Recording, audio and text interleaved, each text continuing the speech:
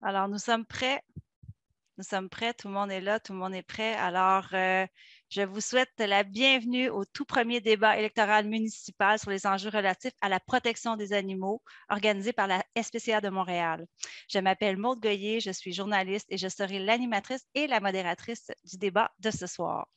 Le bien-être et la protection des animaux est au cœur des préoccupations des Montréalais et Montréalaises. La question occupait déjà une place centrale dans les préoccupations citoyennes lors des élections de 2017 et soulève encore un vif intérêt aujourd'hui. D'ailleurs, la participation citoyenne est très active sur nos réseaux sociaux depuis l'annonce de la tenue de ce débat. La SPCA a reçu beaucoup de commentaires et de questions. La scène municipale et sa politique de proximité offrent une occasion privilégiée d'adopter de la réglementation qui favorise le bien-être animal et d'implanter des politiques d'éthique en matière de gestion animalière. Le débat de ce soir offre aux citoyens et citoyennes une occasion unique d'entendre les parties sur ces enjeux. Alors, bienvenue à tous. Je vous présente tout de suite les 4 candidats qui participeront aux échanges de ce soir. Alors, je commence en ordre alphabétique par M. Louis Chandonnet, candidat au poste de conseiller d'arrondissement de la Pointe-aux-Prairies pour Action Montréal, équipe Gilbert Thibodeau. Bonsoir, M. Chandonnet. Bonsoir.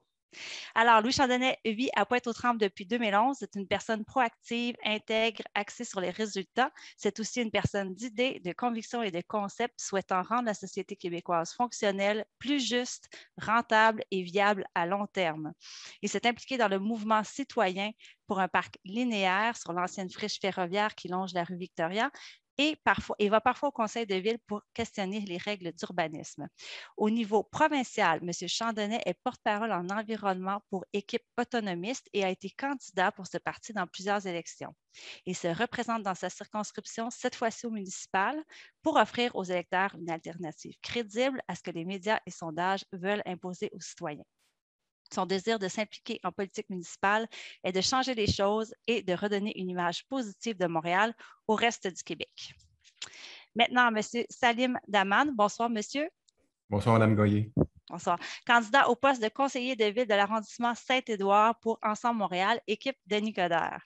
Candidat d'Ensemble Montréal au poste de conseiller de ville dans le district de Saint-Édouard, situé à Rosemont-la-Petite-Patrie, Salim Damam fait son saut en politique au cours de ses élections municipales. Titulaire d'une maîtrise en sciences de la gestion, ce professionnel en stratégie d'affaires de 33 ans complète présentement une thèse de doctorat en sociologie qui porte sur la rhétorique dans le discours des institutions publiques. Amoureux des animaux, il trouve que les politiques publiques n'en font pas assez pour protéger ces êtres vivants. Pour lui, les Québécoises et Québécois, tout comme les Montréalaises et Montréalais, doivent revoir leur rapport à la nature ainsi qu'aux animaux. Son expertise diversifiée fait de lui un candidat compétent qui sera à même de comprendre les enjeux sociaux et politiques reliés à la cause animale. Il a décidé de se lancer avec Ensemble Montréal car il sait qu'un changement profond s'est réalisé sur cette question dans le parti de Denis Coderre. Il partage également sa vie depuis 9 ans avec 2 Carlins, dont il est l'heureux colocataire. Merci d'être là. Monsieur Sauvé, Craig Sauvé, bonsoir. Bonsoir tout le monde. Bonsoir, merci d'être là. Actuel conseiller de ville de Saint-Henri, Est, Petite-Bourgogne, Pointe-Saint-Charles, Griffintown, Sud-Ouest, comme c'est long, et candidat pour le même poste pour Projet Montréal avec l'équipe de Valérie Plante. Citoyen engagé, ce natif de l'ouest de l'île est conseiller de ville depuis 2013, représentant fièrement Saint-Henri, Est, Petite-Bourgogne, Pointe-Saint-Charles, Griffintown, qu'il habite depuis plus de 15 ans. Il encourage la participation citoyenne et aide les gens du Sud-Ouest à cibler efficacement leur intervention. Selon M. Sauvé, il faut plus de consultations publiques, mais aussi plus d'initiatives populaires soutenues par les élus. Militant de la base depuis son adolescence dans le mouvement progressiste, Craig Sauvé a toujours lutté pour l'environnement, la justice sociale, l'urbanisme, le développement durable et le transport. C'est donc tout naturel qu'il soit aujourd'hui conseiller associé à l'habitation au comité exécutif et aussi vice-président de la STM. M. Sauvé n'a rien perdu de sa motivation à se battre pour transformer Montréal grâce à des solutions novatrices comme une transition écologique qui favorise le commerce local et le soutien au changement de mentalité sur la façon de concevoir la ville. Un autre objectif qui lui tient à cœur, faire une place de choix aux personnes noires, autochtones ou racisées et agir concrètement comme allié de ces communautés. Et finalement, Mme Tulane, Patricia Tulane, bonsoir. On ne vous a pas entendu, mais on vous a vu nous dire bonsoir. Merci. Merci d'être là. Candidate au poste de mairesse d'arrondissement de Mercier-Hochelaga-Maisonneuve pour Mouvement Montréal, l'équipe de Ballaroma-Holness. Patricia Tulane s'est fait connaître du grand public à la télévision et au cinéma comme comédienne. Dans la foulée du mouvement MeToo, elle est devenue porte-parole du regroupement Les Courageuses, qui ont demandé et obtenu qu'un comité d'experts sur lequel elle a siégé se penche sur les failles du système de justice en matière d'agression sexuelle. Mais ce sont toutes les formes d'injustice qu'elle désire combattre, particulièrement celles dont souffrent les plus démunis. Résidente du quartier Mercier-Hochelaga-Maisonneuve depuis presque 20 ans, elle veut se mettre au service des citoyennes et citoyens de ce quartier, toute origine, milieu social ou religion confondue. Grande amoureuse des animaux, elle s'est dévouée toute sa vie à sensibiliser le public sur la maltraitance dont ils sont victimes, le Québec ayant une très mauvaise note à ce chapitre. Enfin, depuis toujours, elle est préoccupée par le sort de notre planète et prône le respect de l'environnement et de la vie sous toutes ses formes. Le réchauffement climatique est un enjeu essentiel auquel il faut accorder une attention soutenue selon elle. Lutter contre les îlots de chaleur et verdir le plus possible nos quartiers dans un souci écologique et de santé publique fait partie de ses priorités. Alors voilà, c'était les 4 bios de nos candidats. Merci encore d'être là. Ça commence bientôt, restez à l'écoute. Alors là, je vais juste vous expliquer un peu le fonctionnement. Alors, nos échanges sont diffusés en direct sur la page Facebook de la SPCA de Montréal et seront disponibles au même endroit pour une écoute en différé. Chaque candidat aura ce soir 1 minute de réponse complète par question, sans interruption. L'ordre des réponses, comme vous le savez, a été déterminé de façon équitable et aléatoire et je vous indiquerai votre tour de parole tout au long des échanges. Une plage d'1 minute par question sera disponible pour d'éventuelles répliques. Donc, si vous le voulez, 30 secondes, 2 fois, donc à voir selon si vous avez des répliques à formuler. À partir de 20h30, nous aurons une période de 15 minutes pour des questions du public. Et d'ailleurs, j'invite tous ceux et celles qui sont à l'écoute du débat de ce soir à envoyer leurs questions via nos différents réseaux sociaux, entre autres en commentaire sous la diffusion de la page Facebook de la SPCA. Et merci de nous préciser votre prénom et nom et l'arrondissement dans lequel vous habitez. Ça peut être le fun d'avoir ça comme remarque. Alors voilà, puisque vous êtes prêts, on commence le débat, c'est l'heure. Première question, elle touche la vente d'animaux exotiques en animalerie. Alors, en 2018, la Ville de Montréal a interdit la vente en animalerie de chiens, chats et lapins qui ne proviennent pas de refuges afin de contrer le problème de surpopulation de ces animaux et d'encourager leur adoption en refuge, ainsi que pour éradiquer un débouché pour les éleveurs peu scrupuleux. Notre réglementation municipale n'encadre toutefois pas la provenance des animaux de compagnie exotiques qui sont vendus en animalerie. Par conséquent, les animaleries continuent à vendre des serpents, des perroquets, des tortues et des lézards issus du commerce d'animaux exotiques, alors que ceux-ci sont nombreux à se retrouver abandonnés en refuge. Ces animaux sont fréquemment achetés impulsivement en animalerie, parfois pour seulement quelques dollars, sans que l'acheteur ne se rende compte de la complexité des soins à prodiguer. Une telle situation place les animaux exotiques à risque d'abandon, mais également de négligence lorsque leurs propriétaires s'en désintéressent ou n'ont plus les moyens de s'en occuper adéquatement. Quant au commerce d'animaux exotiques, celui-ci est vivement critiqué pour les problèmes qu'il pose en termes du bien-être animal en raison des conditions dans lesquelles les animaux sont élevés et importés ou importés au Canada, mais également pour ses impacts négatifs sur la biodiversité, particulièrement lorsque les animaux sont capturés à l'état sauvage. Donc, la question, quelles mesures votre parti mettrait-il en place afin de contrer les problèmes liés au commerce des animaux exotiques et à leur abandon en grand nombre en refuge? Alors, à cette question, l'ordre préétabli, c'est M. Chandonnet en premier, ensuite M. Sauvé, Mme Tulane et M. Daman. Je commence par M. Chandonnet. Vous avez 1 minute. Merci de la question. En tant que tel, on voit tout de suite que c'est les gens, quand ils achètent des animaux, ils n'ont pas les compétences, la formation pour s'en occuper. Ils ont des rêves, mais il faut leur faire comprendre que c'est pas facile de s'occuper des animaux exotiques. Tout passe par la responsabilisation des personnes qui veulent des animaux, puis de punir les gens quand ils achètent des animaux qui ne s'en occupent pas. Présentement, ce n'est pas les commerces qui sont en faute, c'est du côté des acheteurs, des propriétaires qui veulent des animaux qui ne s'en occupent pas. Si on fait peur, on fait en sorte que les gens prennent leurs responsabilités. On va éliminer les gens qui font en sorte de ne pas avoir les compétences d'avoir des animaux. Là-dessus, les animaleries sont des organismes quand même, des commerces qui ont une légitimité. C'est du monde qui font travailler des gens. On ne peut pas empêcher les gens de faire du commerce pour vivre, mais on peut empêcher les gens d'être négligents. Monsieur Chandonnet, votre minute est terminée. C'est au tour de Monsieur Sauvé. Merci pour la question. Au cours du dernier mandat, on a travaillé très fort pour refaire le règlement sur les animaux domestiques. On a complètement remplacé celui de l'ancienne administration de M. Coderre, qu'on a jugé irresponsable, pas scientifique, pas basé sur le fait et qui portait atteinte à des droits animaliers. Donc, avec ce travail-là, effectivement, on est très fiers d'avoir banni la vente des chiens, chats et lapins qui ne proviennent pas d'un refuge. Mais ce règlement est sûrement évolutif et c'est quelque chose qu'on va continuer de travailler et on dit par le positif, on va bannir, si on est réélu à le prochain mandat, avec le prochain amendement qu'on va faire sur le règlement pour les animaux domestiques, la vente des animaux exotiques dans les animaleries. Donc, on répond par l'affirmatif. On pense que c'est une bonne mesure et ça s'en vient dans pas longtemps si nous sommes réélus à la tête de Montréal avec Valérie Plante. Très bien, Monsieur Sauvé. Merci, Monsieur Sauvé. Madame Tulane. Oui, donc merci pour la question. En effet, le règlement qu'a adopté Madame Plante d'interdire la vente d'animaux en animalerie était quelque chose que nous demandions depuis très longtemps, nous les militants.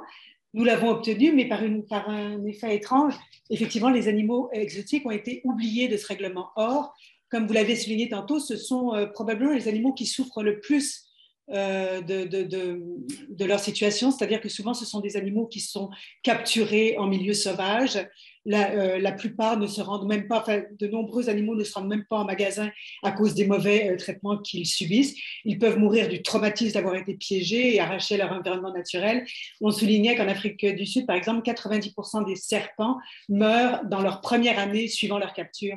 Donc c'est une industrie qui est excessivement cruelle et Montréal, qui se veut une ville sans cruauté, se doit absolument de bannir de la vente en animalerie les animaux exotiques que les gens pourront se procurer en refuge, car malheureusement, il y a de nombreux animaux d'abandon exotique, vu que les gens les achètent effectivement sous une impulsion. Et ensuite, parfois, les perroquets, par exemple, peuvent vivre 80 ans. Donc, c'est évident qu'à un moment donné, l'animal va se retrouver en refuge. Donc, il faut absolument bannir la vente d'animaux exotiques en animalerie et favoriser l'adoption en refuge. Merci, Madame Tulane. Monsieur Daman, c'est à votre tour. Oui, merci pour la question. Donc, nous, Ensemble Montréal, on regarde vers l'avant. Donc, on veut élargir l'interdiction de vente à tous les animaux ne provenant pas de refuges ou de cliniques vétérinaires. La vente des animaux exotiques en animalerie, ça pose plusieurs enjeux présentement. C'est comme Mme Tulas l'a dit, ces animaux-là ne sont pas faits pour vivre en captivité. Il y a des soins spécifiques qui doivent être donnés, c'est onéreux également. Donc, ça fait en sorte qu'ils sont inévitablement abandonnés à la SPCA. Et puis, depuis le début de la pandémie, en fait, c'est pire. Là, il y en a de plus en plus d'abandon animal par rapport à ça. Il faut aussi savoir que nous, au Québec, là, on est les pires en Amérique du Nord dans l'abandon animal. Donc, pour moi, ça, c'est vraiment préoccupant, puis on doit changer ça. Donc, ça, c'est sûr. Montréal doit assumer son leadership là-dedans. On doit sensibiliser, un peu comme M. Chandonnet disait, là, les Montréalaises et Montréalais sur ce que ça représente l'adoption d'un animal et tout ce que ça implique au niveau des soins et au niveau financier. Mais on doit aussi faire les ajustements nécessaires aux structures en place là, pour éviter de se retrouver avec des refuges qui débordent ou placer des animaux encore et encore. Là. Puis pour faire ces changements-là, il faut travailler en collaboration avec les experts dont fait partie la SPCA. Puis moi, c'est un peu vers là que je veux aller. Je veux regarder vers l'avant et non pas vers l'arrière. Merci, Monsieur Daman. Maintenant, droit de réplique, je veux juste vous rappeler de fermer vos micros quand vous avez fini vos interventions. Madame Tulane, Monsieur Daman, fermez vos micros, s'il vous plaît, entre les interventions. Merci beaucoup. Il y a un droit de réplique, donc 2 fois 30 secondes. S'il y a des candidats qui veulent préciser des choses, rajouter des choses ou renchérir, donc Monsieur Sauvé a levé la main. Allez-y, Monsieur Sauvé, vous avez 30 secondes. Merci. Mais juste pour répondre, effectivement, ce n'était pas dans la première mouture du règlement. On a dû complètement faire table rase du mauvais réglementation qu'a fait l'administration Coderre, il y avait vraiment problématique. Donc, on a fait une vingtaine de tables rondes. On a fait un sondage de 12 000 Montréalais On a vraiment concerté et consulté les scientifiques, les experts dans le domaine pour recréer. On a eu des amendements. Comme je dis, ça va être évolutif, puis on va continuer d'être une administration qui base sur la science et on va vouloir continuer d'être une administration sans cruauté envers les animaux. Merci, M. Sauvé, pour votre réplique. M. Chandonnet a levé la main. M. Chandonnet, vous avez 30 secondes. En tant que tel, les refuges peuvent fournir aussi les animaleries pour aider à passer les animaux abandonnés. Ça, c'est sûr, je ne le nie pas. Au niveau de l'importation des animaux, il y a quand même des normes fédérales à respecter. Ce n'est pas n'importe qui peut importer des animaux. Il y a des permis à avoir et tout ça. Donc, c'est quand même relativement encadré par le fédéral aussi. Là-dessus, c'est tout. Parfait. Merci beaucoup, M. Chandonnet. Merci pour votre réplique. Alors, je passe maintenant à la deuxième question qui concerne l'ouverture d'un centre animalier municipal. On en a beaucoup entendu parler. Alors, voici la mise en contexte et la question. Depuis des années, la SPCA de Montréal fournit des services animaliers à la majorité des arrondissements de la ville de Montréal. Ces services incluent la prise en charge, l'hébergement, les soins vétérinaires et le placement d'animaux de compagnie errants, perdus ou abandonnés. Pourtant, la rémunération que reçoit la SPCA pour ces services ne couvre qu'une petite partie des coûts réels qu'ils représentent. Ce sont donc les donateurs de la SPCA qui subventionnent en grande partie les services animaliers à Montréal. Quant aux arrondissements de la ville qui ne travaillent pas avec la SPCA, ceux-ci font généralement affaire avec le Berger Blanc, une entreprise à but non lucratif qui a été au cœur d'un important scandale à la suite d'un reportage réalisé par l'émission Enquête. Cette enquête a révélé que l'entreprise ne respectait pas ses contrats avec les arrondissements et faisait même preuve de mauvais traitement envers les animaux. Depuis 2011, la Ville de Montréal, de par ses différentes administrations, promet l'ouverture d'un centre de services animaliers municipal qui serait entièrement financé et géré par la Ville, comme c'est le cas, par exemple, à Toronto et à Calgary. 10 ans plus tard, ce projet n'a toujours pas abouti. Alors voici la question. Votre parti s'engage-t-il à ouvrir un centre de services animaliers municipal au cours du prochain mandat? Et si oui, dans quelles mesures concrètes compte-t-il mettre en place pour s'assurer qu'un tel centre soit ouvert et fonctionnel d'ici la fin de 2025? L'ordre de réponse pour la 1 minute de réponse, donc c'est Mme Tulane, M. Chandonnet, M. Daman et M. Sauvé. Mme Tulane, la parole est à vous pour 1 minute. N'oubliez pas d'ouvrir votre micro. On ne vous entend pas, Mme Tulane. Excusez-moi. Je recommence la minute. Allez-y, je vous écoute. Donc, je disais que c'est assez incroyable que 10 ans plus tard, après l'émission Enquête qui démontrait le manquement d'éthique de la fourrière municipale, le Berger Blanc, nous en sommes encore aujourd'hui à discuter de ce sujet. Les différentes administrations nous ont promis qu'effectivement, ils allaient fermer cette fourrière à but lucratif, donc qui est là pour le profit, pour mettre en place un centre animalier géré par la ville, sur le modèle de Calgary, par exemple. Mais ça ne s'est pas fait encore. Monsieur Coder parlait d'un centre animalier, ça a commencé à 24 millions, puis ça a explosé à 40 millions. Un immense centre, mais qui n'est pas la solution, parce que plus un centre est gros, plus il se remplit vite. Donc, c'est un peu une solution de facilité pour les gens qui veulent abandonner leurs animaux. Madame Plante, elle, parlait plutôt de petits centres animaliers par quartier, ce qui m'apparaît la solution la plus intéressante, mais ça n'a toujours pas été mis en place. Donc, moi, ce que je préconise, c'est effectivement un centre animalier par quartier qui répondra aux besoins des citoyens, qui offrirait des services plutôt que de dépenser l'argent dans le béton. Il faut l'offrir en service, stérilisation gratuite pour les personnes, pour les animaux des personnes défavorisés, soins vétérinaires à faible coût. Moi, je prévoyais aussi une aile pour les animaux des femmes victimes de violences conjugales qui souvent hésitent à quitter leur domicile à cause de leur animal. Elles ne veulent pas laisser leur animal qui pourrait risquer de mourir d'un conjoint violent. Donc, une aile qui serait à ce centre. Merci, Mme Tulane. Merci beaucoup. Monsieur Chardonnay, vous avez 1 minute. Oui, Action Montréal n'est pas là pour gérer des animaux, mais de l'argent. On est des gestionnaires. Il est possible de passer par le privé et que sous vérification de la ville et que les conditions sont remplies, le privé, c'est sa job. On laisse ça au privé. Mais on peut toujours aussi faire des partenariats avec ces entreprises privées-là pour entretenir, pour avoir un centre. Toujours, c'est important que ce soit du service local. Il n'est pas question de construire ou d'avoir une grosse fourrière à quelque part. Les gens, quand ils cherchent leurs animaux, c'est local, il faut que le service soit local. En tant que tel, il faut aussi sensibiliser les gens à micro-pousser leurs animaux. C'est la seule façon efficace de faire en sorte qu'un animal ne se fasse pas piquer en fourrière pour dire « Hey, on a trouvé ton animal, on te le rapporte ». Là-dessus, en tant que telle responsabilisation du citoyen, ça passe par là pour éviter les animaux à la fourrière. Puis bien sûr, il peut y avoir aussi du contrôle de population par la ville, par les cheptels, soit des chevreuils. Moi, je suis dans un secteur où il y a des chevreuils. La ville se doit aussi de gérer les animaux là-dessus. Merci. Merci, M. Jeandonnet. Merci beaucoup. Maintenant, M. Daman, c'est à votre tour. Oui, nous, à Ensemble Montréal, on s'engage à créer 2 nouveaux refuges pour animaux, soit un dans l'Est et un dans l'Ouest. Avec ces 2 centres-là, comme je dis tantôt, on doit assumer notre leadership et on l'assumera en matière de gestion animalière. Ça enlèvera aussi un peu de pression sur la SPCA. Ces 2 centres-là vont permettre d'accueillir et d'apporter des soins à plus d'animaux, mais doivent aussi jouer un rôle un peu plus sérieux là, dans l'objectif d'enrayer l'abandon animal, comme je mentionnais. Montréal doit prendre ses responsabilités face à ça et nous, c'est ce que nous allons faire. Mais dans notre équipe, on ne veut pas seulement ajouter des centres de services animaliers. Là. On souhaite aussi avant tout être une ville amie des animaux. Donc, on a annoncé récemment là, que nous allons mettre en place un fonds central d'aide aux arrondissements pour la création et le réaménagement de parcs à chiens. Avoir un animal de compagnie, ça nécessite du temps, de la patience et des efforts. Si on veut éviter une recrudescence d'abandon animal post-pandémie, parce que c'est ce qui nous guette, là, il faut que ces animaux puissent bouger, puissent être stimulés. Et dans ce sens-là, l'ajout et la réfection de certains parcs sont nécessaires. Moi, quand je vois dans mon district, là, à Saint-Édouard, que les chiens jouent à la cour d'école sur l'asphalte, je me dis qu'il y a un vrai problème là et qu'on ne fait pas assez là, pour la population montréalaise. Merci, M. Daman. Votre minute est écoulée. M. Sauvé, c'est à votre tour. Merci beaucoup.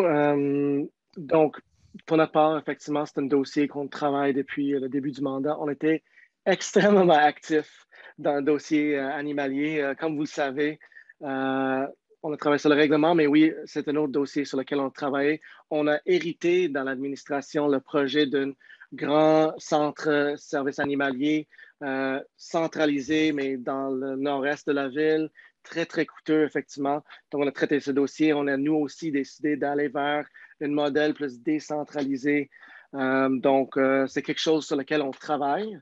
On a fait même un appel d'offres l'an dernier pour faire des études à cet effet avec ProAnima pour voir comment ça pourrait fonctionner, comment ça pourrait fonctionner quartier par quartier, distance de transport, les coûts. À Montréal aussi, il faut gérer avec les arrondissements qui ont une partie à payer aussi. Donc, on veut que ce soit quelque chose de sensé et municipalisé, oui, absolument, et décentralisé dans notre modèle qu'on propose.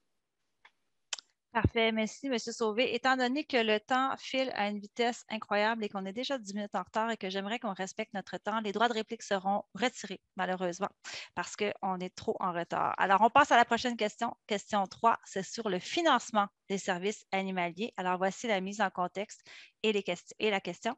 Des services animaliers éthiques, responsables et axés sur le bien-être animal, la diminution de la surpopulation des animaux de compagnie et la responsabilisation des propriétaires nécessitent un investissement adéquat. Calgary, une ville canadienne reconnue pour la qualité de ses services animaliers, a investi 127 millions en 2016 pour assurer le maintien de ses services. Au cours de la même période, Montréal n'a injecté qu'environ 1,29 million dans les siens, soit 9 800 % de moins. En 2016, le coût des services animaliers s'établissait à 76 sous par personne à Montréal, comparativement à 14,87 par personne à Calgary. Aujourd'hui, en 2021, l'investissement de la Ville de Montréal en ses services animaliers se situe autour de 1 $ par citoyen, alors que selon des organisations réputées telles que l'International City County Management Association et la National Animal Control Association, un montant de 5 à 7 $ par habitant annuellement représente un financement adéquat pour des services animaliers en fonction de la complexité de la situation. Alors voici la question. Quels engagements concrets votre parti serait-il prêt à prendre relativement au financement des services animaliers à Montréal? L'ordre de réponse, M.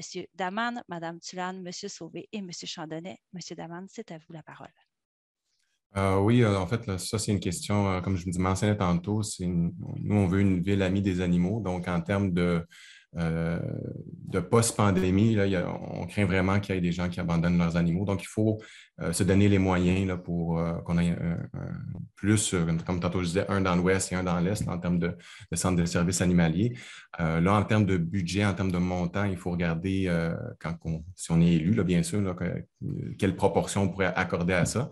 Mais ça, c'est en fonction de qu'est-ce qui va, pas nécessairement de l'envie qu'on va mettre, mais de qu'est-ce qui va nous rester en termes de budget à allouer par rapport à cette question-là. Mais comme je dis, c'est une question qui doit être regardée. Donc, c'est pas mal ce que j'ai à dire, là, dans le sens où on ne va pas mettre la faute sur l'administration précédente, on va mettre les fonds nécessaires sur cette question. Voilà. Parfait. Merci, M. Daman. Madame Tulane, pardon, c'est à votre tour. Il faut ouvrir votre micro, s'il vous plaît. Oui, voilà. C'est bon, merci. Oui, alors effectivement, de tout temps, et puis pas juste à Montréal, mais partout au Québec, les fonds alloués aux services animaliers sont vraiment trop, c'est vraiment sous-financé. Donc, il faut absolument injecter de l'argent dans les services animaliers parce que le dossier animalier, c'est pas juste un dossier animalier, c'est un dossier de société. Derrière chaque animal, il y a un être humain. Donc, les êtres humains sont aussi concernés par le dossier animalier, qu'on aime ou qu'on n'aime pas les animaux. Et ça doit être considéré comme un enjeu de société, comme n'importe quel enjeu de société. Moi, par exemple, en tant que contribuable, je paye pour des piscines dans lesquelles je ne mets jamais les pieds. Eh bien, ce serait normal que tous les citoyens de Montréal payent pour des services animaliers sur l'ensemble de la ville. À Calgary, par exemple, puisque vous évoquiez le modèle de Calgary, l'argent des permis que les gens achètent pour leur animal eh bien, est réinvesti dans les services aux citoyens en ce qui concerne le dossier animalier. Donc ça aussi, ce serait une source de revenus intéressante, mais l'argent qu'on dépense pour les animaux doit revenir aux animaux. Les propriétaires d'animaux domestiques ont des droits, les animaux nous rendent d'énormes services et ce serait que justice que de financer adéquatement les centres animaliers dans la ville de Montréal pour qu'on ait des services à la hauteur de nos besoins. Merci, Madame Tulane. Monsieur Sauvé, c'est à votre tour. Merci. Effectivement, les sommes qui nous reviennent via les permis animaliers, c'est bien en deçà de ce qu'on investit déjà à la ville de Montréal. Et il faut continuer à investir. Nous, comme j'ai dit, on est vraiment l'administration qui agit concrètement pour les animaux. Oui, on a refait le règlement. Oui, on a adopté une approche vraiment, je pense, éthique envers les coyotes. On a banni le vente des animaux dans les animaliers. On a mis en place des programmes d'éducation avec Gabe auprès des jeunes, des programmes d'éducation pour les gardiens et gardiennes de chiens dans les parcs à chiens. On a fait des programmes de stérilisation pour les gardiens et gardiennes de chiens et chats qui sont à faible revenu. On multiple ces genres d'investissement en termes de budget d'opération et du côté de budget d'investissement. Effectivement, on veut créer plus en plus de parcs canins à travers la ville et s'assurer que ceux qu'on a sont bien maintenus. Parfait. Merci, M. Sauvé. M. Chandonnet, à vous la parole. Oui. Merci pour votre question. En tant que tel, à la ville, il faut regarder la capacité de payer. Je veux dire, c'est beaucoup, on voit M. Sauvé qui parle beaucoup d'investissement, beaucoup d'argent. C'est des taxes que les citoyens payent. Je veux dire, d'avoir un animal, c'est un privilège. Est-ce que la solution serait peut-être de regarder la capacité de payer des gens qui achètent des animaux à l'animalerie? Supposons une des solutions comme ça, peut-être pour éviter que les gens soient endettés ou se départissent des animaux parce qu'ils n'ont pas les moyens financiers de s'en occuper. Je veux dire, il y a de l'argent à investir, oui, pour la prévention, oui, pour les services aux animaux, mais on n'est pas là pour donner de l'argent gratuit aux gens qui veulent des animaux, une passe gratuite. Parfait. Merci, M. Chandonnet. Je passe à la prochaine question qui concerne l'accès au transport collectif pour les animaux de compagnie. Alors, voici la mise en contexte et la question. Donc, on en est à la 4e question. Alors, dans de nombreuses grandes métropoles comme Paris, Londres, Berlin, Barcelone et San Francisco, les chiens en laisse sont bienvenus dans les transports collectifs. Ceci est également le cas dans plusieurs grandes villes canadiennes telles Calgary et Toronto. Pourtant, les chiens qui sont trop grands pour être transportés dans un sac ou une cage ne sont toujours pas permis dans les transports collectifs à Montréal. Cette situation restreint sévèrement l'accès non seulement aux grands parcs et aux espaces verts pour ces animaux, mais également l'accès aux soins vétérinaires. L'interdiction des chiens dans le transport en commun affecte disproportionnellement les personnes à faible revenu qui n'ont pas les moyens de louer une voiture ou de se payer un taxi pour aller chez le vétérinaire. Elle empêche aussi ces individus et leurs animaux de se prévaloir du programme communautaire comme la clinique de stérilisation à faible coût de la SPCA de Montréal. Enfin, une telle interdiction crée une nécessité d'utiliser l'automobile alors que la lutte au changement climatique exige plutôt la mise en place de politiques visant une réduction de l'utilisation de la voiture. Alors, notre question, votre parti s'engage-t-il à travailler avec la STM en vue de permettre les chiens en laisse dans son réseau? Et si oui, comment compte-t-il s'y prendre? L'ordre des réponses, M. Sauvé, M. Daman, M. Chandonnet et Mme Tulane. Alors, M. Sauvé, c'est à votre tour. Merci. Juste pour qu'on sache, je porte ma chapeau du Parti Projet Montréal et pas du VP de la STM pour bien représenter la position du Parti Projet Montréal. On croit effectivement que c'est le temps d'aller de l'avant avec des projets pilotes pour voir comment on peut s'intégrer dans le système de transport collectif à Montréal. Peut-être vous avez vu passer devant l'écran, je suis fier gardien de Kryptonite le chien puis Guacamole le chat. Et moi aussi, je suis quelqu'un qui n'a pas de voiture. Donc, c'est l'enjeu pour moi quand je vais au vétérinaire également. Donc, je comprends entièrement l'enjeu. L'STM avant avait des enjeux vous avez appelé l'effet sardine, métro bondé aux heures de pointe. On était vraiment à saturation à certains endroits de la ligne. Donc, l'STM pour eux, le concern était comme, bon, est-ce qu'il y a de la place? Qu'est-ce que ça va faire quand il y a beaucoup de gens dans le réseau? Mais avec la pandémie, ça libère la place. Donc, c'est un peu le temps, il me semble, d'aller de l'avant avec un projet pilote. Et donc, l'administration ne contrôle pas l'STM. C'est à part entière, séparé une institution, mais on peut influencer et demander à l'STM d'aller de l'avant avec de tels projets pilotes et je pense qu'il serait game de le faire. Parfait. Merci, M. Sauvé. M. Daman, c'est à votre tour.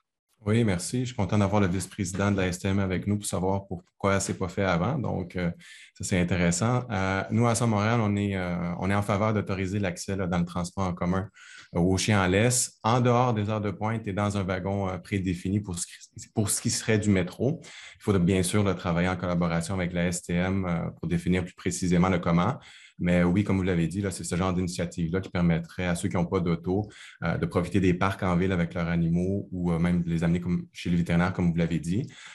Mais il faut, par exemple, faire très attention avec le comment on va faire les choses. On ne souhaite pas que cela soit fait au détriment de la sécurité des autres usagers ou que cela amène des problèmes de salubrité.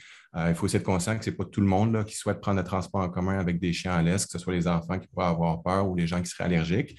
Donc, on a besoin de bien encadrer l'initiative. Si je résume, oui, on va le faire, mais on va surtout bien le faire. Parfait. Merci beaucoup, M. Daman. M. Chandonnet, la parole est à vous. Le fait que le métro ou l'autobus peut être occupé, il est difficile de prévoir que l'éducation canine adéquate pour permettre la mesure et assurer la sécurité des usagers, contrairement à un chien guide, ça soit respecté. La muselière, même la muselière obligatoire, ça n'empêche pas un chien de vouloir sauter sur quelqu'un ou un chien qui voit un autre chien vouloir essayer de tirer la laisse ou quoi que ce soit. Je pense qu'on parle notre temps là-dedans. Je veux dire, c'est les gens aussi, il y en a qui sont allergiques, comme M. Dahan dit. Il y a aussi les gens qui ont peur. Les aînés, ils ne sont pas à l'aise d'aller dans le transport en commun. On ne veut pas faire fuir les aînés pour qui évitent de prendre le transport en commun. Quand une ville est bien conçue avec des installations locales, une vie de quartier, tous les services sont à proximité, on peut y aller à pied. On n'a pas vraiment besoin d'avoir des animaux dans le transport en commun. À part dans une cage ou un chien guide, pas de problème, mais en laisse, en liberté, non, ça ne se fait pas. Pour moi, c'est pas faisable, ça ne sera pas gérable. Merci, M. Chandonnet. Mme Tulane, la parole est à vous. Oui, alors moi j'ai grandi en Europe et puis évidemment le rapport avec l'animal en Europe est tout à fait différent de celui qu'on vit ici. L'animal est un membre de la famille et puis il fait partie de la vie quotidienne et il y a des animaux partout et ça ne dérange personne. Ici on a une espèce de rapport un peu amour-haine avec nos animaux de compagnie, une situation qui a été aggravée je trouve par M. Coder et sa loi anti-pitbull. Il a créé une véritable psychose où les gens se sont mis à avoir peur des chiens et c'est quelque chose qu'on a beaucoup de misère là, à remonter la pente puis à faire accepter les chiens dans notre société. Je trouve que c'est dommage. Évidemment, Mouvement Montréal, on est en faveur de la présence de chiens dans les métros. On pourrait effectivement réserver un wagon spécial pour un wagon en fin de voiture pour les chiens, les personnes avec les chiens. Là. Et pour ce qui est de la sécurité, ben, un chien tenu en laisse, c'est comme dans une salle de vétérinaire. Là. Les gens sont assis avec leurs chiens et il n'y a jamais de problème. À Berlin, ils vont encore beaucoup plus loin. Les chiens sont admis dans les bus, dans les métros, dans partout. Et je trouve parfois on devrait s'inspirer de ce qui se fait en Europe. Comment dire, avoir de nouveaux rapports avec nos animaux de compagnie, non pas les considérer comme des nuisances, mais comme des membres de la famille et les intégrer à notre vie quotidienne. Merci beaucoup, Mme Tulane. Alors, je veux juste que vous sachiez qu'on a un public très actif ce soir en ligne. On a 155 personnes en direct qui nous écoutent et on a déjà 112 commentaires et questions en réserve. Alors, il y a beaucoup de monde et c'est donc des enjeux qui préoccupent vraiment les Montréalais et Montréalaises. Et on passe maintenant à la prochaine question. Donc, on est rendu à mi-chemin du débat. Je voulais juste vous le dire. Donc, alors voilà, la prochaine question concerne l'élevage de poules en ville. Alors, voici la mise en contexte. Dans les derniers mois, la Ville de Montréal a donné le feu vert à plusieurs projets de poules urbaines dans différents arrondissements, dont Huntsic, Cartierville et Mercier-Hochelaga, Maisonneuve. Pourtant, ces projets soulèvent un certain nombre de problèmes, dont un risque significatif de maltraitance. Les poules sont des animaux fragiles qui requièrent une nourriture appropriée, un abri qui les protège des intempéries et des températures extrêmes, ainsi que des soins vétérinaires qui sont difficilement accessibles à Montréal. De plus, comme l'indique le laboratoire sur l'agriculture urbaine, la plupart des gens qui élèvent des poules en ville comptent se départir de leurs poules lorsqu'elles ne seront plus productives. L'abandon de ces animaux devient donc rapidement problématique, d'autant plus qu'ils peuvent vivre jusqu'à 15 ans alors que leur production d'œufs diminue à partir de l'âge de 18 mois. En effet, toutes les municipalités américaines et canadiennes qui ont permis les poules urbaines ont vu un afflux important de ces oiseaux dans leurs refuges et leurs fourrières. Montréal ne fait pas exception. Même si les projets de poules urbaines sont à leur balbutiement, la SPCA de Montréal reçoit près d'une trentaine de poules et de coqs chaque année et ce nombre est en augmentation. Quelle est la position de votre parti sur les poules urbaines? Voilà la question. L'ordre de réponse, M. Chandonnet, M. Sauvé, Mme Tulane et M. Daman. M. Chandonnet, la parole est à vous. Oui. Pour vous dire une bonne nouvelle, l'Action Montréal est pour les poules en ville. M. Gilbert Thibodeau, chef du parti, a déjà eu des poules dans sa cour. Okay? Maintenant, il n'y en a plus pour raison personnelle, mais il est à l'aise avec les poules. C'est ça aussi qu'il faut inciter. Quand quelqu'un veut s'embarquer dans un projet de poulailler urbain, il y a de la formation à aller chercher. Madame Louise Arbault de Poules en ville en donne. Il y a des conditions. C'est pas juste hey, une poule, non, c'est 3 à 5. C'est pas... c'est quand même quelque chose à entretenir. Ça demande de l'argent, de l'investissement, du temps. Il faut sensibiliser les gens à comprendre avant quoi ils s'embarquent. Évidemment, une poule, après 5 ans, il y a beaucoup moins d'œufs, mais l'affaire à battre, c'est de la nourriture. Et les vétérinaires, effectivement, il n'y en a pas beaucoup pour les poules. C'est sûr que plus c'est l'offre et la demande, plus il va y avoir de poules, plus qu'il risque d'avoir des vétérinaires être formés dans le domaine pour entretenir ces poules-là. S'il n'y a pas de marché, les vétérinaires, ils ne se formeront pas là-dedans, puis il n'y aura pas de débouché là-dessus. Merci, M. Chandonnet, pour votre réponse. M. Sauvé, c'est à votre tour. Mme Tulane, n'oubliez pas de fermer votre micro, s'il vous plaît. Excusez-moi. Merci. M. Sauvé, je vous écoute. Merci beaucoup. Donc, quand nous avons refait le règlement pour les animaux domestiques, effectivement, ça traite également des poules. C'était une longue discussion, puis je trouve que SPCA fait un excellent job de lobbying là-dessus et de l'information populaire sur la question parce qu'il y a encore beaucoup de demandes qui émanent des citoyens et aussi du mouvement de sécurité alimentaire qu'il faut écouter également. Ce sont des questions importantes. Donc, il n'y en a pas eu de consensus sur la question dans notre parti, mais on a toujours écouté quand même à la SPCA. Même chose quand il y avait la question des pitbulls, puis le bannissement des pitbulls qu'a proposé M. Coderre ou que ce soit sur la calèche, on a écouté. Donc, sur cette question-là, on comprend qu'il y a trop de poules abandonnées. C'est décentralisé avec le nouveau règlement, mais quand même contrôlé par le CE et pour assurer qu'il y a quand même des conditions de l'éducation, que c'est dans des endroits restreints avec des bons projets qui sont encadrés. Donc, ce n'est pas laisser nécessairement aux arrondissements, mais c'est en concertation avec les arrondissements pour donner le meilleur résultat possible pour ces questions-là. Merci, M. Sauvé. Mme Tulane, c'est à vous. Donc, quand on est préoccupé par le bien-être animal, malheureusement, on ne peut pas être en accord avec l'élevage de poules en ville. C'est quelque chose qui est incompatible avec le bien-être animal. Les poules sont des animaux fragiles, des êtres sentients, des êtres vivants sensibles qui requièrent des soins spécialisés et coûteux. Les vétérinaires, déjà, on a de la misère à avoir un rendez-vous pour notre chien, notre chat. C'est sûr qu'on ne pourra jamais faire traiter une poule par un vétérinaire. Et puis, c'est très exigeant comme élevage. Il faut, en termes de salubrité, en termes de propreté, il y a toutes sortes de règles à respecter. Dans Merci à Chagall-Maisonneuve, les poules n'ont pas le droit de sortir, donc elles sont enfermées dans leur poulailler. Je veux dire, pour moi, c'est complètement irresponsable pour une administration que de permettre les poules en ville, même s'il y a une demande des citoyens. On en a parlé tout à l'heure, les citoyens, malheureusement, ont un manque d'éducation en ce qui concerne leurs animaux domestiques. Il y a déjà un nombre, dans Merci à Chagall-Maisonneuve, un nombre incalculable de chats errants abandonnés dont personne ne s'occupe.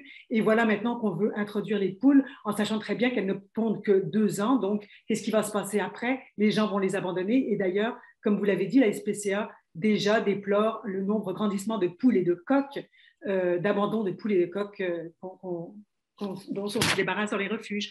Donc, pour moi, c'est une très, très mauvaise idée. En plus, en termes de santé publique, il y a aussi des dangers parce que ces animaux sont porteurs de maladies. Et puis, on ne peut pas...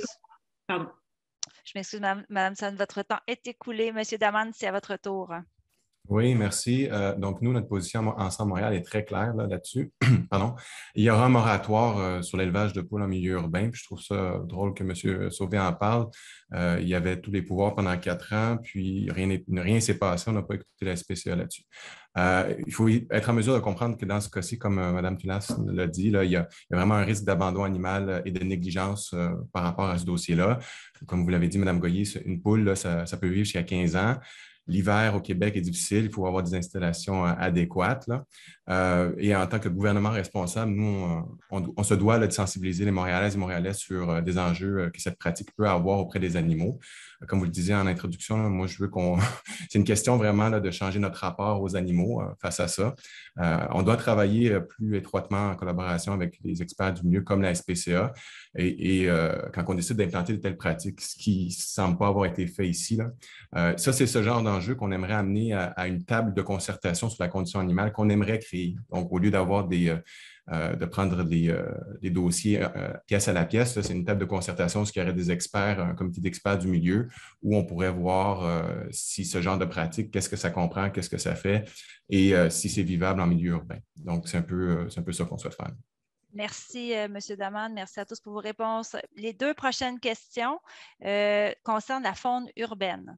Alors, voici de la mise en contexte. Notre métropole abrite une faune diversifiée, témoignant de la biodiversité d'une ville en santé, comme des renards, des ratons laveurs, des écureuils et toutes sortes d'oiseaux, incluant même des martinets ramoneurs.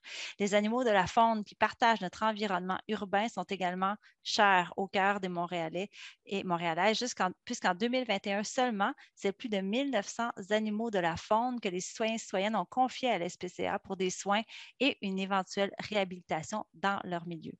Bien que les organismes de protection des animaux fassent preuve d'inventivité et de dévouement afin d'accueillir de pourvoir aux besoins de ces nombreux animaux, notamment par des partenariats avec des organismes spécialisés, les ressources sont toutefois limitées et dépendent uniquement des dons du public. Alors, la question, sachant que les citoyens et citoyennes s'attendent à un réseau de ressources spécialisées offrant des solutions éthiques pour les animaux de la faune en détresse, que compte faire votre parti pour répondre aux demandes du public? L'ordre des réponses, cette fois, c'est Mme Tsulane, M. Chandonnet, M. Daman et M. Sauvé. Mme Tsulane, la parole est à vous. Oh, vous avez éteint votre micro. Merci. Excusez-moi, j'ai du mal avec mon micro. Oui, c'est ça. Donc, j'ai été très étonnée tantôt d'entendre M. Sauvé dire qu'ils avaient mis un plan de gestion éthique pour les coyotes qu'on trouvait à Montréal, parce qu'en réalité, ce qu'a fait Mme Tullier, c'est qu'elle a fait appel à des trappeurs et qu'elle les a, à toute fin pratique, exterminés. C'est ce que j'ai cru comprendre. Donc, ce n'est pas ce que j'appelle un plan éthique. Moi, je pense qu'au contraire, la faune urbaine, c'est une richesse. Il faut cohabiter. Il y a des experts en cohabitation qu'il faut consulter. Évidemment, quand il y a des problèmes avec la faune urbaine, c'est souvent causé par les êtres humains qui ne savent pas cohabiter avec la faune, donc ils vont nourrir par exemple les animaux sauvages, ils vont comment dire, tenter de les apprivoiser. C'est évidemment les choses qu'il ne faut pas faire. Il y a tout ce qui concerne la gestion des ordures, etc., le compost, en fait, tout ce qui peut attirer les animaux sauvages. Alors, mais les animaux sauvages jouent un rôle essentiel dans notre ville. Entre autres, les coyotes, par exemple, mangent des mulots, des rats, enfin, se débarrassent de la vermine.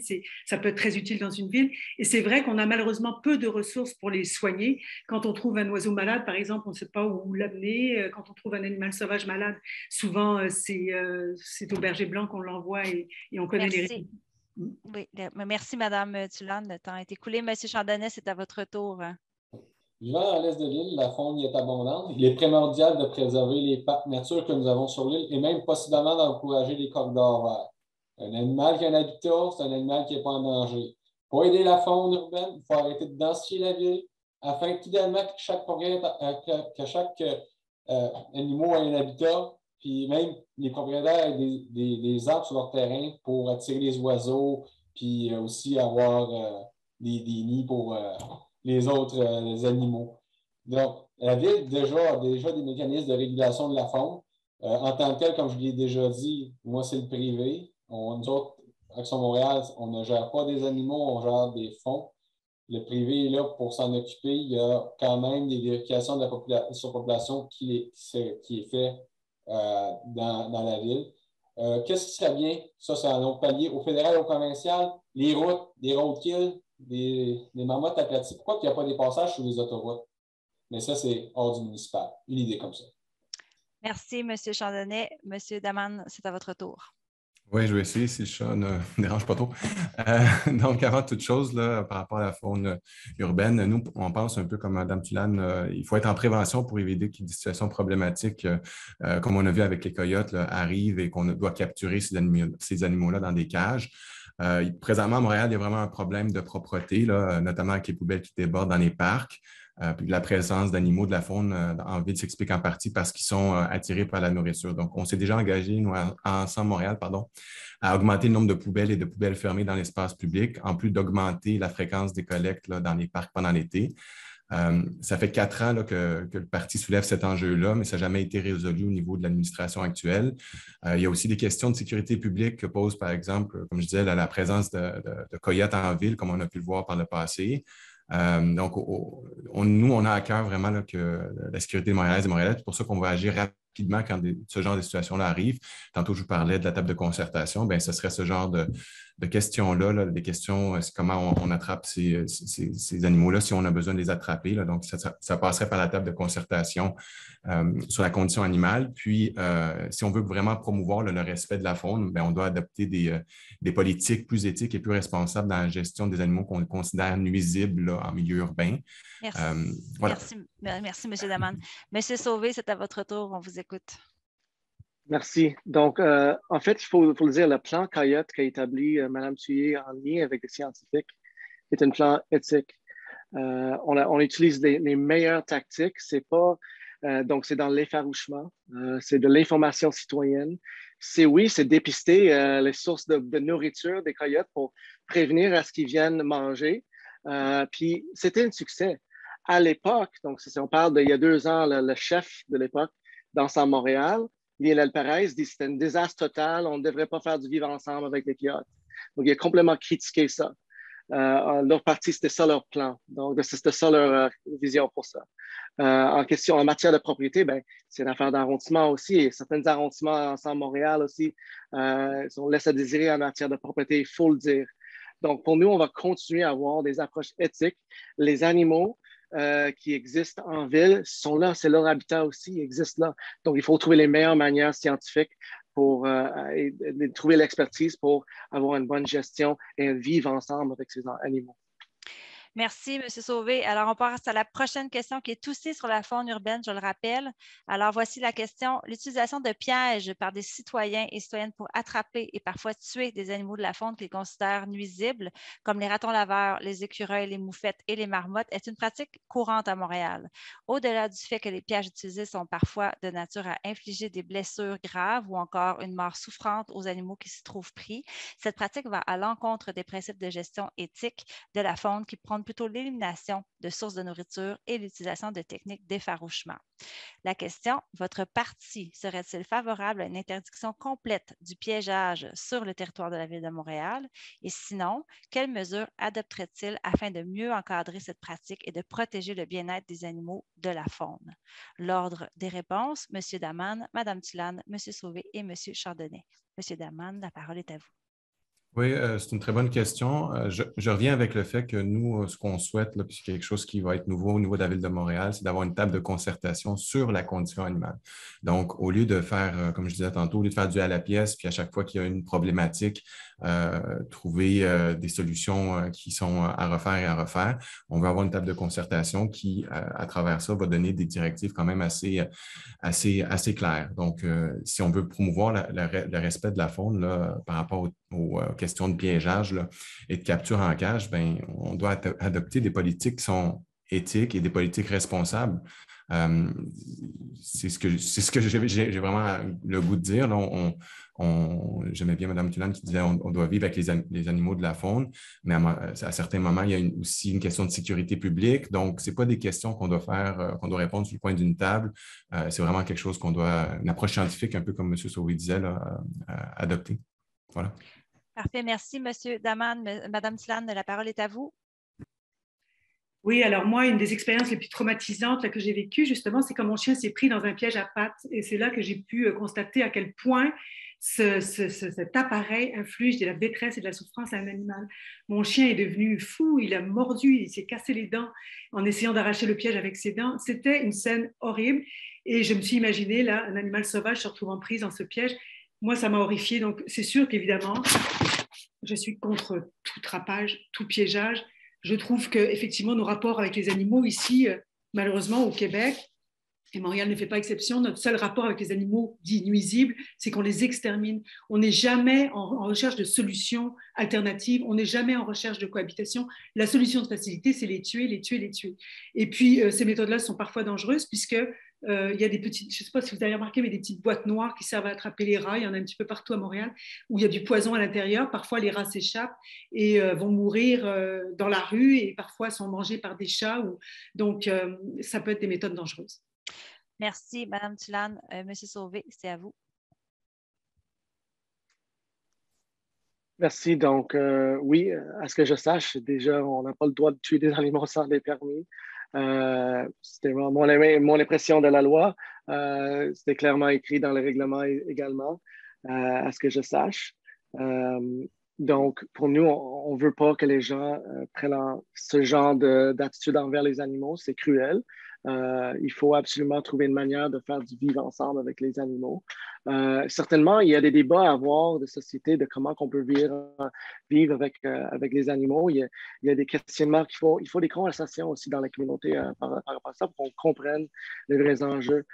Quand je vois, moi, des ratons laveurs dans le quartier ou des moufettes, je peux comprendre qu'ils sont là depuis longtemps, puis en fait, il y a de la bouffe pour eux aussi. Ils sont autour du canal de Chêne-Road, tu sais. Donc, je pense qu'il y a une certaine cohabitation qu'il faut travailler absolument. Et ce qu'on a fait avec le dossier des coyotes et pour lequel l'équipe d'Aide Nicodère nous a critiqué parce qu'eux étaient plus vers le trapage qu'ils voulaient faire. Et nous, on a vraiment basé notre approche plus humaine et pas cruelle. Merci, M. Sauvé. Et M. Chandonnet, c'est à vous. Il existe déjà une loi contre la cruauté animale. Ce qui n'est pas normal, c'est que monsieur et madame tout le monde s'improvise comme un professionnel de la trappe et inflige des blessures aux animaux ou utilise des mauvaises techniques pour attraper des animaux. Non pas la formation, les compétences pour faire ce travail-là. Il existe des façons de trapper des animaux de façon éthique et évidemment, une population animale ne peut pas croître infiniment, tout comme la population humaine. Il y a ça à prendre en considération. On peut augmenter la superficie d'habitat, on peut aider à avoir plus d'espace vert pour avoir des refuges pour les animaux comme les oiseaux, les ratons laveurs, les écureuils. Mais à un moment donné, il y a une capacité limite du milieu. Et c'est ça qu'il faut comprendre. Oui, il y a une cohabitation qu'on peut faire, mais il y a des fois des débordements. On n'a pas le choix de réguler. Les trappeurs professionnels peuvent le faire. La ville aussi, on leur équipe pour gérer le cheptel. Donc, là-dessus, c'est plus vraiment sensibiliser les gens. Ne trappez pas vous-même les animaux, ayez la formation. Merci, M. Chandonnet. Alors, on est déjà à la dernière question. Alors, elle concerne la transition alimentaire dans une perspective écologique. De plus en plus de Montréalais et de Montréalaises guidés par le consensus scientifique sur le sujet ont adopté de nouvelles habitudes au profit de plus d'aliments de sources végétales comme moyen de réduire leur empreinte carbone. La Ville de Montréal a également pris des engagements qui s'inscrivent dans cette direction. Le plan Climat 2020-2030 prévoit que la Ville tiendra compte des émissions de gaz à effet de serre découlant de la consommation de sa collectivité, incluant l'empreinte carbone de l'alimentation. De plus, Montréal est signataire de la Déclaration citoyenne universelle d'urgence climatique et le plan d'action intégré 2020-2022 du système alimentaire montréalais inclut dans sa stratégie la nécessité de diminuer la consommation de protéines animales au profit d'une augmentation de consommation de produits végétaux. Ces initiatives vont de pair avec les recommandations du Guide alimentaire canadien qui prône de faire plus de place aux protéines végétales dans l'alimentation. Voici la question. Dans une perspective de justice sociale et environnementale, quelle politique votre parti s'engage-t-il à adopter afin de favoriser une transition du système alimentaire vers des aliments plus sains et plus durables, incluant davantage d'aliments d'origine végétale? L'ordre des réponses, M. Sauvé, M. Daman, M. Chandonnet et Mme Tulane. Monsieur Sauvé, c'est à votre tour. Bon, un débat de société très crunchy, effectivement. Je dois dire un petit shout-out au début. Je trouve que Lise Desaulniers, votre directrice générale de la SPCA, a fait un énorme travail de pédagogie sur cette question-là et je pense que ça change des idées des gens. En fait, c'était une personne qui m'a influencé. Moi, je suis presque végane, on est presque là, chez nous à la maison. Il y en a beaucoup de véganes et végétariens dans ma formation politique et chez les employés et chez le caucus politique. Donc, c'est quelque chose qui nous touche beaucoup à notre parti, parce que nous sommes le parti environnementaliste de Montréal. Dans quelques événements qu'on a tenus à la Ville de Montréal, c'est pas noté, mais effectivement, on a servi que du vegan. Alors, donc, surtout, je peux nommer les clés. Il y en a des occasions comme ça qu'il faut travailler, mais je pense que ça prend aussi que la conversation continue, la pédagogie que fait des antispécistes et d'autres gens qui travaillent dans la justice climatique. Ça doit continuer parce que c'est un débat important de la société, je pense. Merci, M. Sauvé. M. Daman, c'est à votre tour. Oui, c'est un bon point que M. Sauvé amène, c'est-à-dire que c'est un débat qui est quand même assez grand au niveau de la société, là. Donc, à la Ville, nous, ce qu'on regarde là, au niveau de l'ensemble de Montréal, c'est avant de parler de transition alimentaire, on veut beaucoup parler de sécurité alimentaire. Et on veut se faire un point d'honneur, nous, dans notre équipe, là, sur la sécurité alimentaire, sur les enjeux de production et d'alimentation durable. Il y a beaucoup trop de Montréalaises, Montréalais qui n'ont pas accès à des fruits et légumes frais, près de chez eux. Donc, oui, la question du véganisme, elle est intéressante, mais la question de la sécurité alimentaire, elle est primordiale dans une ville comme Montréal, qu'on peut devenir des leaders par rapport à ça. Donc, moi, c'est quelque chose qui me préoccupe beaucoup. On a aussi récemment annoncé qu'on allait avoir un plan pour encourager l'agriculture urbaine, écologique et durable, notamment pour ce qui est de plus de serres urbaines sur les toits des immeubles.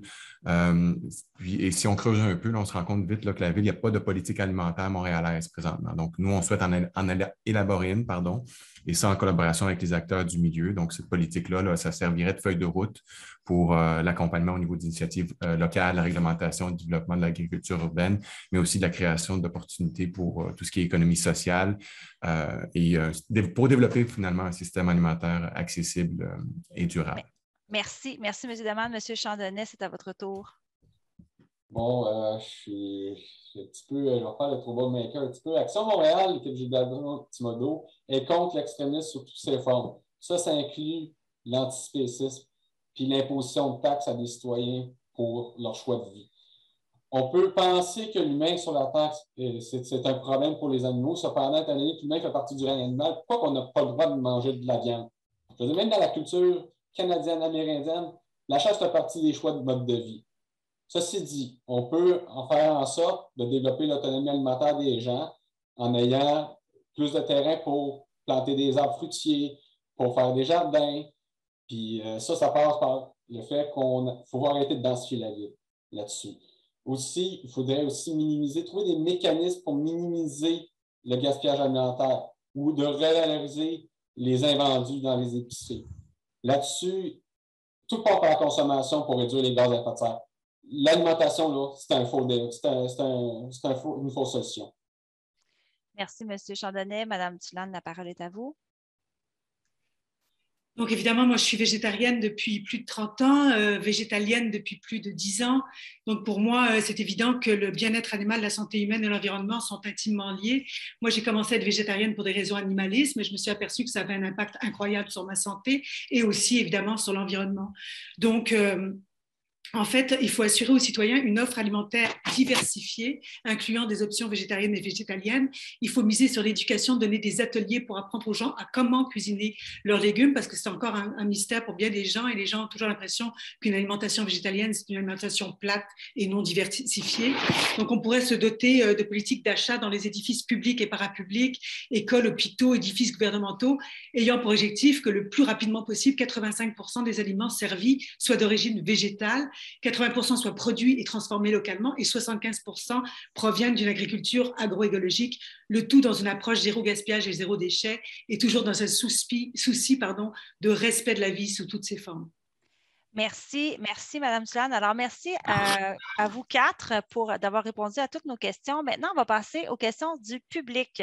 Alors, une première question qui nous provient de Christina Danello de l'arrondissement de Pointe-aux-Trembles, Rivière-des-Prairies.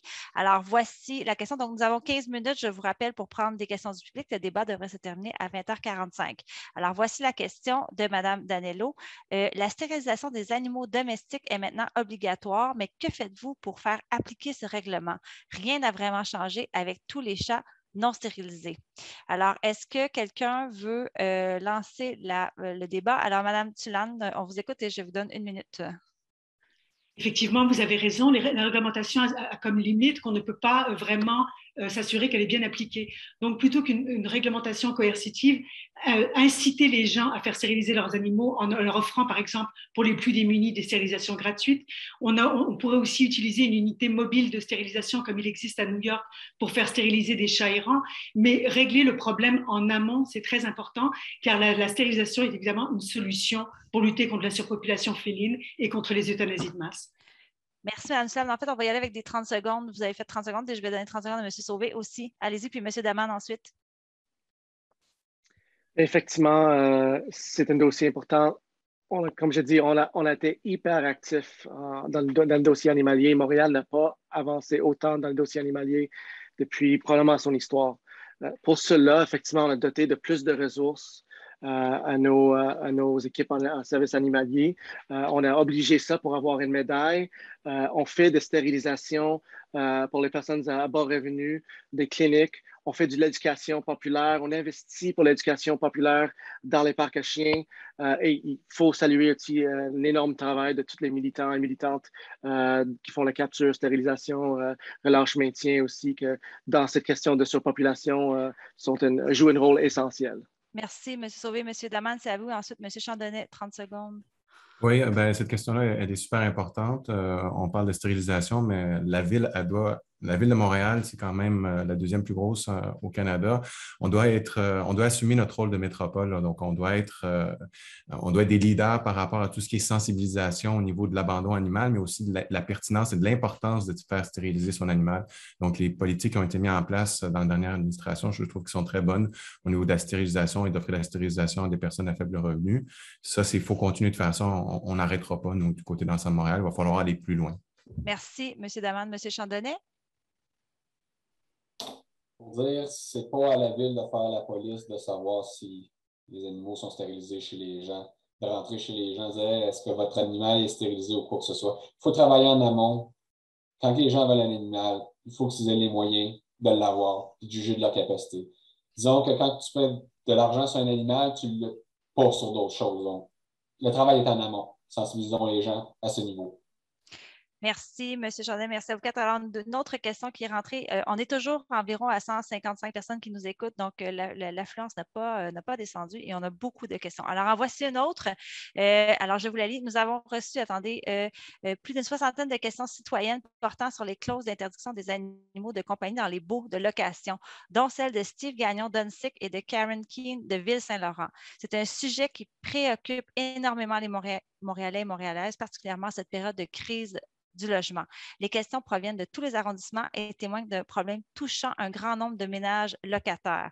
À l'échelle municipale, qu'envisage votre parti pour garder les familles unies et faciliter la sécurité locative des personnes vivant avec un animal de compagnie, par exemple dans les unités d'habitation à loyer modique? Donc, M. Daman, je pense que vous êtes le premier à parler. Allez-y. Ensuite, M. Sauvé, je remets 30 Oui, secondes. j'allais laisser M. Sauvé, vu que je parlerai après M. Sauvé. Parfait. Allez-y, M. Sauvé. Excusez-moi. Merci, M. Daman. Donc, effectivement, il faut le dire, là, la réglementation sur les baux, sur le logement, l'habitation, c'est une compétence provinciale. Même chose pour l'OMHM, on ne gère pas l'OMHM à Montréal. C'est une entité à part entière et reçoit son financement plutôt par le provincial, même si ça s'appelait l'Office d'habitation municipal de Montréal. Mais ce qu'on partit dit, ce que notre formation va faire et continuer de faire, parce qu'on le fait déjà, c'est de lobbyer le gouvernement provincial afin de donner plus de droits aux animaux dans les bas. Donc, on veut aller dans le sens de la question parce qu'on est d'accord qu'un animal de compagnie, ça fait partie de la famille. Donc, Merci. on va effectivement faire ce lobbying nécessaire pour changer la vie du gouvernement du Québec qui a le point réel dans cette question. Merci. Merci, M. Sauvé. M. Daman. Oui, c'est une question très, très pertinente, étant donné qu'avec la pandémie, je pense que beaucoup de gens ont adopté des animaux, là. C'est une compétence provinciale, mais Montréal, c'est une métropole. Montréal, on peut assumer un leadership en faisant les représentations, pas juste les représentations, mais en posant des questions par rapport à ça et également en sensibilisant les gens à la pertinence, là, ou un peu comme M. Chandonnet disait, ça prend du temps à avoir un animal, c'est demandant, c'est coûteux également, donc sensibiliser les gens en amont là, en leur disant si vous adoptez un animal, bien ça, sachez qu'il y a quelque chose qui doit être. C'est pas juste un bien de consommation. En fait, c'est pas un bien de consommation, c'est un membre de la famille, là. Donc, nous, on veut prendre notre statut de métropole pour faire les représentations nécessaires. Merci, M. Daman. M. Chandonnet, vouliez-vous ajouter quelque chose? Ce que je remarque, la problématique semble plus au fait que les villes ne savent pas ce qui se passe dans leur parc immobilier au niveau locatif. Donc, là, on parle de certains propriétaires qui disent « je ne veux pas avoir d'animal », c'est quand même leur droit, c'est chez eux. C'est quand même quelque chose, mais de dire, c'est quoi le portrait global du parc de logement disponible en ville? Il y a peut-être une piste de solution à regarder dans ce niveau-là. Parfait, merci, M. Chandonnet. Madame Tulane, voulez-vous rajouter quelque chose sur cette question?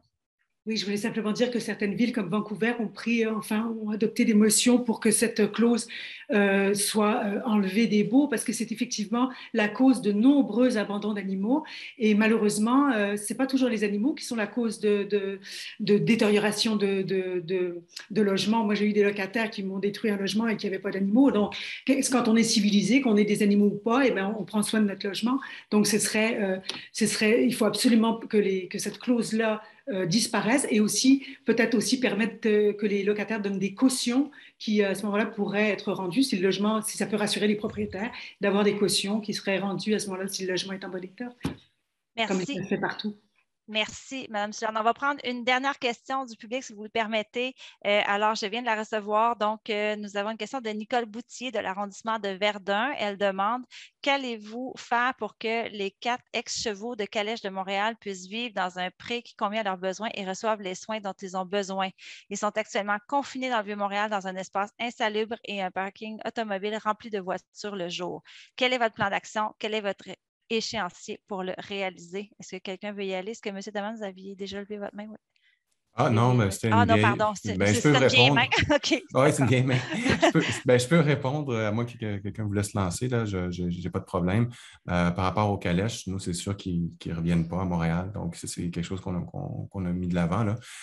La question de la dame est pertinente également. Qu'est-ce qu'on va faire? Il va falloir regarder si on veut changer notre rapport aux animaux, de trouver un endroit où on pourrait les localiser, mais il faudrait regarder un peu plus en détail le dossier. Mais je voulais juste dire qu'au niveau des calèches, ce n'est pas quelque chose que si on était élu, on reviendrait avec ça.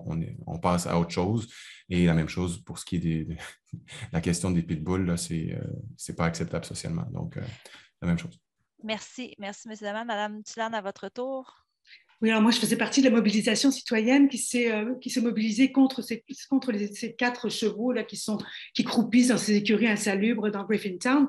Je dois saluer l'administration Plante, effectivement, qui a aboli les caniches, les calèches après, mais des années de demandes de citoyens. On a milité, on a manifesté pendant des années pour avoir cette interdiction de calèche. On l'a eu, mais il reste encore ces malheureux 4 chevaux dans les écuries de Griffintown. Et je ne comprends pas que la ville de Montréal n'ait pas, il y a un règlement d'urbanisme, il y a quelque chose. Cette écurie tombe en ruine, elle est insalubre. La ville de Montréal doit absolument faire quelque chose pour que ces chevaux soient retirés de cet endroit et placés soit dans un refuge, soit dans un endroit qui leur convient mieux, qui est mieux adapté à leurs besoins, parce que là, c'est vraiment épouvantable. Merci, Mme Tulane. Monsieur Sauvé? Merci beaucoup. Effectivement, il faut saluer l'énorme travail que Mme Tulane vous avez fait pour les causes animales, vraiment là, à travers Montréal et le Québec. Merci beaucoup pour ça. Pour cette question je pense que c'est 3 maintenant chevaux qui restent là, d'après les dernières informations que j'ai obtenues. On a fait des inspections du côté de la ville. Vous savez, là, il y a une certaine, comment je peux dire ça, clause de grandfather, là, ils sont là depuis longtemps, cette groupe-là. Je vous dis, ils s'en vont prochainement. Ce n'est pas un endroit idéal non plus pour l'opérateur. Il ne peut plus opérer le calèche dans les rues de Montréal grâce à notre administration. C'est loin de où il va opérer, c'est-à-dire comme dans le 450. Il y a du redéveloppement qui s'en viennent. Il y a eu une revente de ou même une option, je ne sais pas exactement, je ne suis pas là-dedans, entre privés. Mais dans pas longtemps, on va voir la fin de cette écurie dans cette région de Griffintown. Puis effectivement, c'est pas quelque chose que mérite cette partie du quartier. Merci, M. Sauvé. Est-ce que M. Chandonnet voulait ajouter quelque chose ou ça va? Non, pas vraiment de commentaires là-dessus. Je veux dire, le temps va faire son œuvre. À un moment donné, les chevaux vont partir. Le vieux port, c'est dommage qu'il n'y ait plus de calèche. Ça faisait un cachet vintage, mais on avance. Pas le choix. On n'est pas pour faire du flip-flop, de la bascule pour dire on avance, on recule. Ce qui est fait, on avance. Puis, effectivement, ces chevaux-là vont finir par partir de Griffintown. Ça sent bien. Parfait. Merci, M. Chandonnet. Alors, voilà, c'est ce qui met fin à l'échange de ce soir. Merci à toutes et tous de votre participation et merci pour votre engagement en faveur du bien-être et de la protection des animaux. Merci particulièrement à la SPCA d'avoir fourni cette tribune aux différents partis pour en discuter. Et je tiens aussi surtout à remercier tous les citoyens et citoyennes d'avoir été à l'écoute et d'avoir soumis leurs questions et commentaires. Il sera possible de rattraper, je le rappelle, ce débat en différé puisqu'il sera disponible sur la page Facebook de la SPCA de Montréal. Il ne me reste plus qu'à vous souhaiter une bonne fin de soirée et surtout un bon vote les 6 et 7 novembre prochains et bonnes élections à vous. Merci beaucoup. Merci. Au revoir. Merci au revoir. Merci au revoir beaucoup tout le monde. Merci, au revoir.